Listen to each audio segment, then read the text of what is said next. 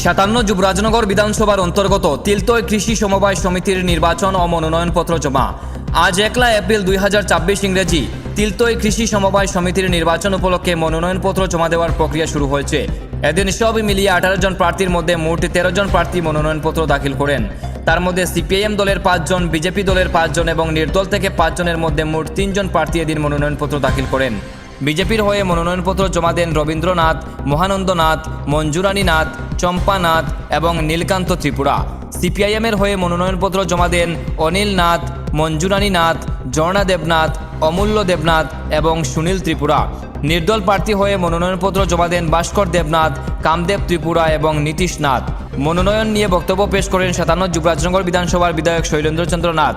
তিনি বলেন, আজকের দিনটি মনোনয়নপত্র দাখিলের জন্য নির্ধারিত ছিল। সমিতির 5 জন প্রার্থীর মধ্যে 4 জন ইতিমধ্যে তাদের মনোনয়নপত্র জমা দিয়েছেন এবং বাকি একজন প্রার্থী শীঘ্রই জমা দেবেন বলে জানানো হয়েছে। পরবর্তীতে আরও একজন প্রার্থী নমিনেশন দেন। বক্তা আক্ষেপ প্রকাশ করে বলেন যে গত কয়েক বছর ধরে স্থানীয় কৃষকরা এই সমবায় সমিতি থেকে আশানুরূপ কোনো সহযোগিতা পাননি। সমিতির কয়েক কোটি টাকা কৃষকদের কাছে ঋণ হিসাবে বকেয়া রয়েছে। অনেক এই অর্থ কৃষিকাজের পরিবর্তে অন্যান্য কাজে ব্যবহার করছেন, যার ফলে সমিতি নতুন কৃষকদের ঋণ দিতে পারছে না। নমস্কার আপনার সবাইকে। আজকে আমাদের তিলতইয়ে যে কৃষি সমবায় সমিতি তার বার্ষিক যে ইলেকশন হচ্ছে, সেই ইলেকশনে আজকে আমাদের নমিনেশন ফাইলিংয়ের date. Already nomination filing process শুরু হয়েছে। মনে হচ্ছে আগামী নেক্সট 15 মিনিটের মধ্যে প্রসেসিংটা শুরু হয়ে যাবে।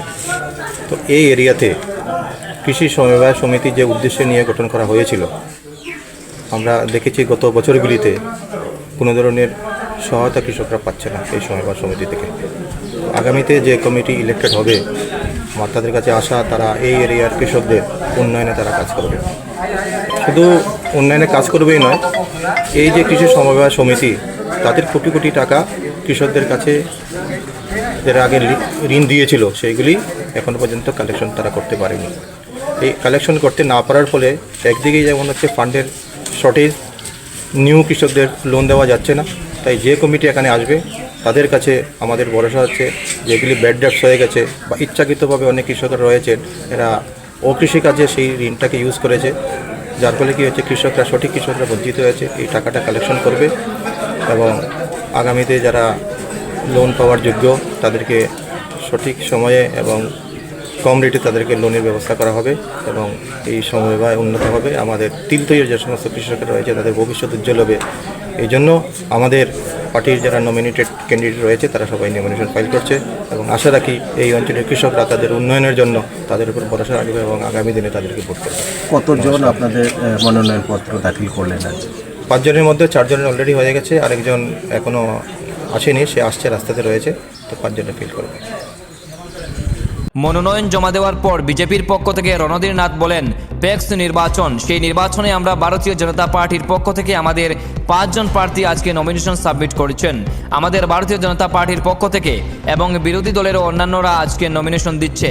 একমাত্র ভারতীয় জনতা পার্টি আছে বলে গণতান্ত্রিক পদ্ধতির মাধ্যমে আজকে সেই নমিনেশন সুন্দরভাবে এবং শান্ত পরিবেশে দেওয়া হচ্ছে।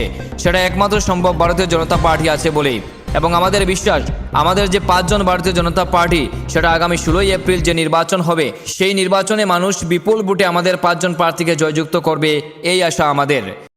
সবাইকে নমস্কার এবং যারা শুনছেন সবাইকে নমস্কার জানিয়ে বলছি, আজকে আমাদের পূর্ব তিলতই এবং পশ্চিম তিলতই যে প্যাক্স নির্বাচন, সেই নির্বাচনে আমরা ভারতীয় জনতা পার্টির পক্ষ থেকে আমাদের 5 জন আমরা আজকে নমিনেশন সাবমিট করেছি আমাদের ভারতীয় জনতা পার্টির পক্ষ থেকে, এবং বিরোধী দলেরও অন্যরা আজকে নমিনেশন দিচ্ছে।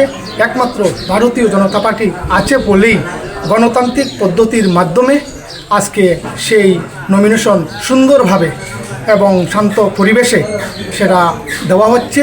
সেটা একমাত্র সম্ভব ভারতীয় জনতা পার্টি আছে বলে, এবং আমার বিশ্বাস আমাদের যে 5 জনের যে প্যানেল ভারতীয় জনতা পার্টির, সেটা আগামী 16 এপ্রিল যে নির্বাচন হবে, সেই নির্বাচনে এই পূর্ব তিলতই এবং পশ্চিম তিলতইয়ের মানুষ আজকে বিপুল ভোটে আমাদের 5 জন প্রার্থীকে জয়যুক্ত করবে, এই আশা আমি ব্যক্ত করলাম। এখন দেখার বিষয় 16 এপ্রিল কি ফলাফল আসে, সেই দিকে তাকিয়ে রয়েছে জনগণ।